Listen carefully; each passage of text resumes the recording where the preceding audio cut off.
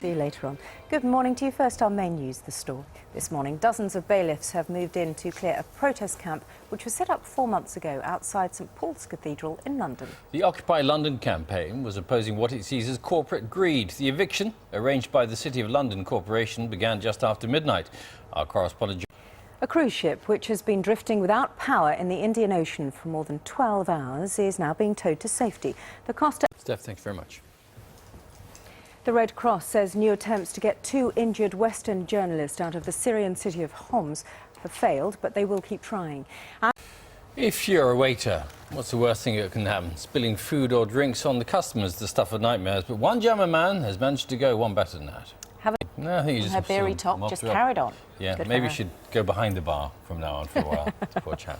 It's 11 minutes past 8. Those are the main stories this morning. Carol will have a look at the unseasonably warm weather in just a couple of minutes. Going to take you back, though, to one of our main stories this morning. Last month, Jane Thomas received the news that her son James had to be rescued from the Costa Concordia, the cruise ship which ran aground near Italy, killing 30 people. And then yesterday, she heard that her daughter Rebecca was stuck on its sister ship, the Costa Allegra, which is now being towed to safety after spending more than 12 hours adrift in the Indian Ocean with no power.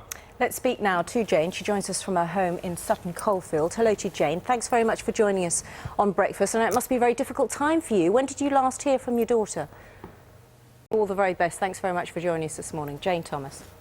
Well, they say lightning doesn't strike twice, but struck in different places. Exactly. For her. The time now coming up to 8:15. Still to come on the programme today. On the sofa. Thank you very much, Carol. Now, be honest, how often have you used the excuse, I haven't got time to go to the gym, as a reason for not exercising? If you do, it may not wash anymore. Because new research suggests 3 minutes of intense exercise a week could be enough to keep some people fit and healthy.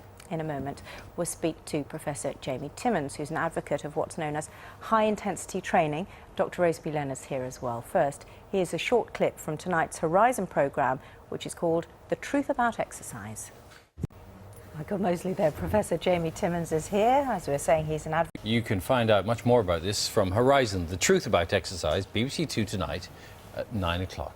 The time is 23 minutes past 8. Superbugs like MRSA and C. difficile have been rife on hospital wards for years. They still kill hundreds of people every year in the UK. But infection rates are falling, in some cases dramatically, as hospitals invest in new technology. Breakfast's Jenny Hill is in Liverpool with us this morning to tell us more. Morning.